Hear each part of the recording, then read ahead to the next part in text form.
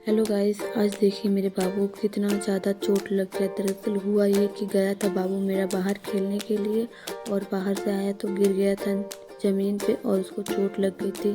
सारे घर वाले बहुत परेशान हो गए थे, बहुत रोया, चुप भी नहीं हो रहा था। सभी लोग बहुत ज़्यादा परेशान हो गए। कुछ घंटों बाद जाकर चुप हुआ तो मम्मी जी बोली कि इसको हल्दी वाला लेप बना कर लगा दीजिए ताकि इसकी स्वेलिंग कम हो जाए और इसका दर्द भी चला जाए। फिर मैंने हल्दी वाला लेप बनाया और फिर उसको हमने लगाया। फिर उसके बाद जाके थोड़ा सा चुप हुआ और फिर कुछ देर बाद लगा खेलने। तब मैंने पूछा बाबू चोट कहाँ लगी, तो देखिए बता रहा है यहाँ पे लगी थी। गाइस कुछ बोल भी नहीं रहा था, बहुत चुप हो गया था। फिर उसके बाद थोड़ा सा उसको खुश करने के लिए मैंने ऐसे ही खिलाना स्टार्ट किया। फिर मैंने पूछा बाबू इंजेक्शन कहाँ लगा था, तो बता रहा था यहाँ पे लगा। देखिए कैसे मुंह बनाकर बैठा हुआ था, नहीं तो 1 मिनट पूरे घर में बस दौड़ता रहता है, 1 मिनट शांति से नहीं बैठता है। फिर मैंने उससे पूछा बाबू आपका चीक का है, तो वो भी बता रहा था। फिर मैंने बोला ईयर का है, तो वो भी बता रहा था। उसे सारे बॉडी पार्ट नेम पता है। फिर मैंने बोला बाबू हेयर का है, टीथ का है, वो सारे बॉडी पार्ट नेम बताता है। फिर मैं गैस दूध गर्म की और उसमें हल्दी डालकर हल्दी वाला दूध बनाया मैंने उसे और उसको वही दूध पिलाया ताकि जो भी उसकी बॉडी में दर्द था और उसके चोट पे जो स्वेलिंग थी वो कम हो सके और वो जल्दी से रिकवर हो सके।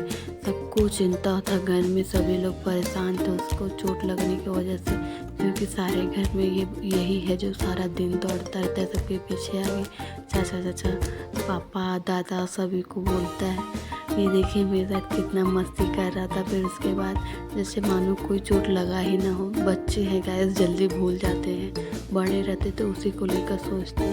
फिर हम लोगों ने खूब मस्ती किया। फिर उसको धीरे धीरे नींद आने लगी। फिर मैं भी सोची कि उसको सुला दे ताकि वो सो के उठे तो थोड़ा रिलैक्स फील करे। फिर मैंने उसे दूध पिला। फिर मैं गैस बाहर जाने लगी तो देखा नानी अपने रूम में नहीं थी। फिर मैंने खोजा कि कहाँ चली गई।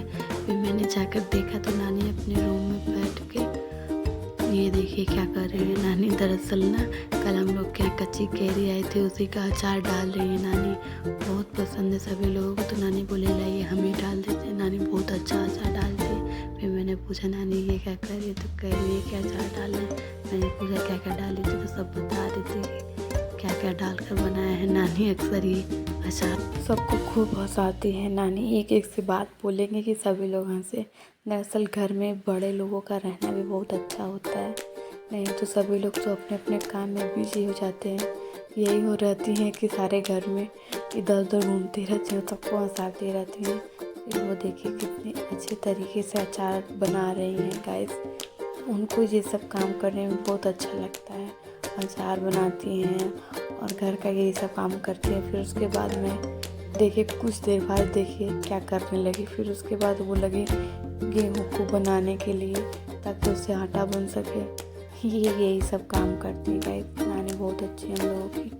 दरअसल नानी हम लोग के साथ रहती हैं। दरअसल मेरे नाना जी आर्मी में थे और ड्यूटी करते टाइम ही उनका डेथ हो गया। और उस वक्त मेरी मम्मी जी यानी मेरी मदर इन लॉ बहुत छोटी थी। फिर भी नानी जी अकेले ही उन्हें संभाला।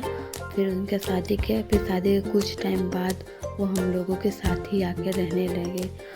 मम्मी जी बोलती हैं चाहे लड़का चाहे लड़की अब हम ही हैं। नानी वैसे बहुत अच्छी है गाइस, हम सबको बहुत हंसाते हैं और उनके रहने से पूरे घर में रौनक की तरह होती है। कहीं अगर चली भी जाती हैं सत्संग वगैरह में तो सभी लोग पूछने लगते हैं नानी जी कहाँ हैं, नानी जी कहाँ हैं। इसीलिए आप लोग तो नानी से मिल भी चुके हो, क्योंकि हर एक ब्लॉग में नानी मेरे साथ रहती हैं। अगर आप लोग नहीं देखे तो मैं उस ब्लॉग का लिंक भी डिस्क्रिप्शन में डाल दूँगी और आप लोग जाकर देख लीजिएगा। सो गाइस आपको ये ब्लॉग कैसा लगा प्लीज़ मुझे कमेंट करके ज़रूर बताइएगा। मिलते हैं नेक्स्ट ब्लॉग में, तब तक के लिए